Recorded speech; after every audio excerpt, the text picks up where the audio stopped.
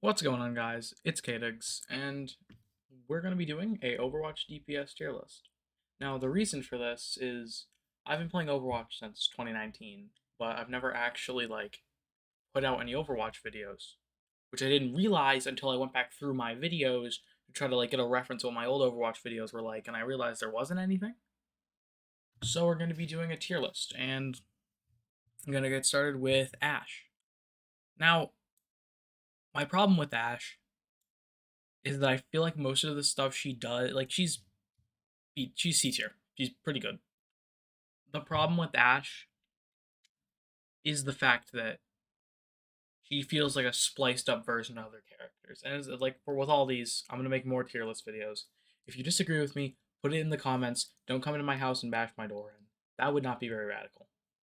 Anyways, I just feel like everything in her kit is done stronger by another DPS, which we'll get more into. But she's not awful. I'm like, if you're running Ashe, I'm not gonna berate you for running Ashe because she's all right. Next up is Bastion.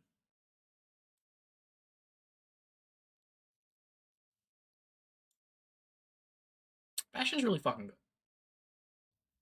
for a couple of reasons. First of all, he just shuts down so many other tanks. Because the big thing that I think a DPS should be able to do is deal with tanks, and then be able to deal with other DPSs. Which, oh my, Bastion just destroy. Like, if you catch a Ramatra out of Nemesis form with Bastion, dead. Because if you can get into turret, even if you have a Mercy damage boosting you, that's it. His ult's not the strongest. Like, it kind of could for area denial, but it doesn't really matter considering you get it stupid quick and you just kind of throw it out. But I I get that I can't call him McCree because I get canceled. But honestly, I think McCree is a solid B tier. Again, keys what I was talking about when I said Ashe is just other heroes but worse. Because the problem with Ashe is inherently the fact that she's like if McCree got most of his value from long range altercations instead of mid popping people mid range. Cass with all the movement abilities, the fact that he shuts them down is unbelievable. He can beat the shit out of half the tanks in the game if you can hit consistent headshots. And he shuts down Pharah, he shuts down Echo, who I think, or we'll hit Echo actually. So this is a great segue. His ult's all right, but it's not, you're not going to secure kills with it, but you can clear people out of a room. I scroll down. Echo, I'd say Echo's probably good C tier. The whole thing with her is that you can just if they're running like a poke comp, just holding back and just pressuring you behind a shield, Echo can dive in there, spray it down. I don't know how. I've started this stigma with some of my friends where if you shoot um their little sticky nades at a soldier, 9 times out of 10 he's just gonna die somehow. It's like, oh, there's a soldier in backlines. Let me just pressure him with some grenades. Dead. I don't know how. It's happened to me more times than it should have. Again, I'd say Genji's also C tier. Now burn me at the stake, but the only problem with Genji, actually, I'll move Genji up to B. I think he's, I'll admit it. I think he's just above McCree, Cassidy, whatever. Because he, again, with poke comp, if you can dive into them and really pick off, get some good picks on them. Like granted, Genji doesn't have the best especially say they're running a brawl comp, say because Genji can't do shit against Ramatra. Because Ramatra has that again, I forget what it's called, but he has his little zone where Genji just gets clapped. Plus, Genji can't even deflect the weird fist projectiles, which I've never got. Genji's all right. Okay, I'm gonna say something. I think Hanzo's D tier. I don't know. I don't get him. Granted, I'm just an idiot, but I don't see the value in having a Hanzo over a Widowmaker for the long range altercations. His ult is fine, There's nothing wrong with it, but there are better ults and there are better characters to have in one of those DPS slots. I I think Junkrat's kind of shit. I'll be honest. All things considered, we are in a sort of meta where there are a lot more soldiers, there are a lot more Torbs, there are a lot more Bastions.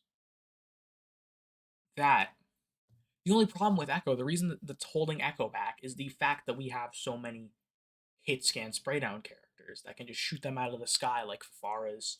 And so with Junkrat, there's not much pressuring you can do because if you try to get close, you're just gonna get sprayed.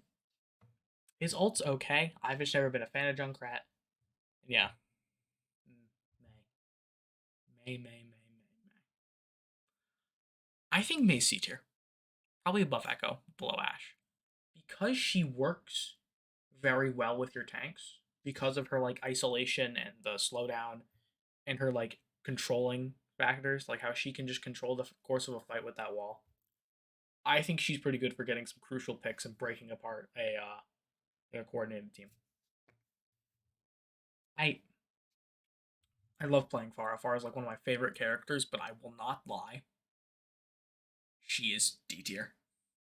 She's not bad, but it's the kind of thing where you need to be playing Pharah closer so you can pick off those soldiers and bastions. And the problem with the bastions is how tanky. Because I don't believe you can one clip a bastion while he's in turret form. And if I'm wrong, burn me at the stake. But I don't know. I just don't think she's quite good.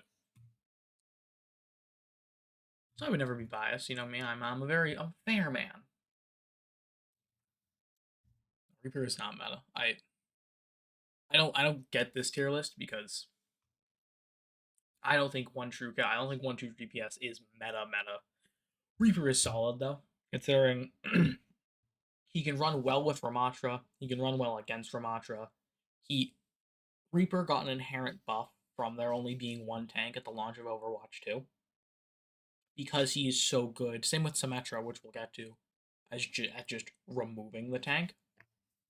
Yeah, okay. On to the next one.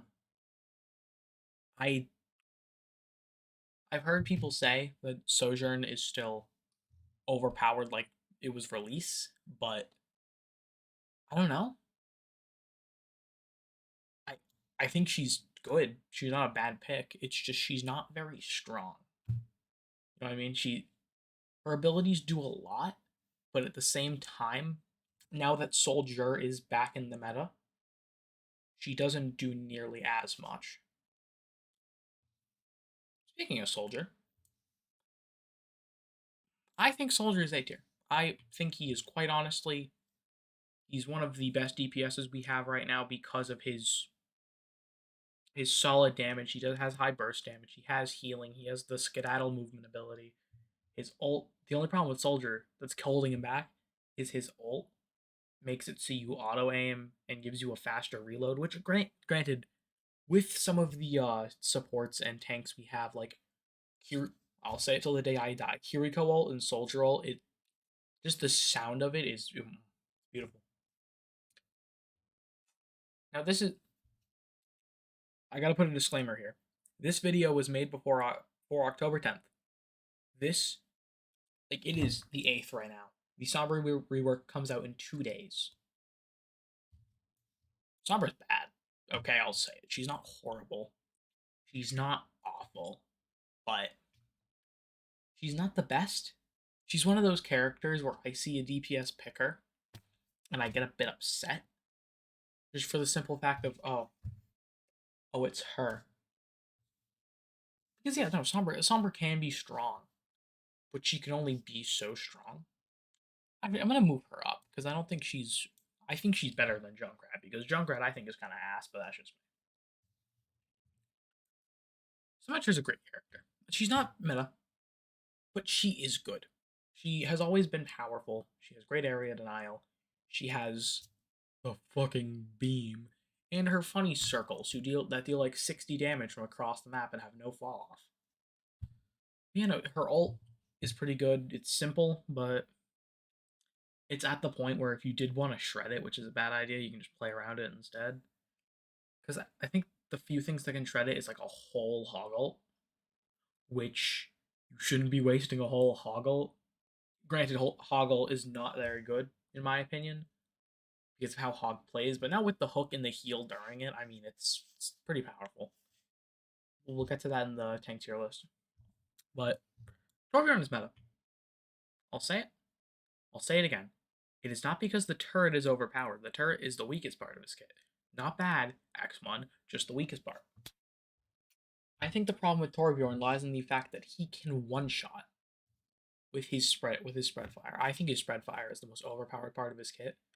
Because you'd think, okay, the guy with the auto-aiming turret, he might fall off of it in close range encounters, but he has that rivet gun, so he can pressure people long range, right? Maybe he can use his hammer close range. See the right mouse button? Boom. There is no more whatever you were just fighting. Also to overload, making it so you have 350 health, I believe, and attack faster. I think he's a bit busted, and his ult deals such good area denial that I don't know. I think he's one of the best DPSs we have in the game. So remember how I said Torb was meta?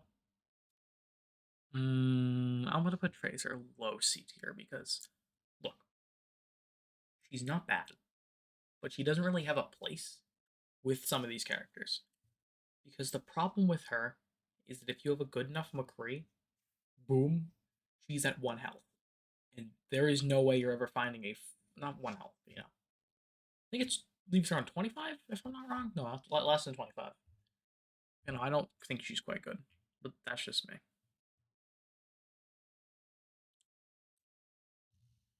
Widow's good. I don't see the value.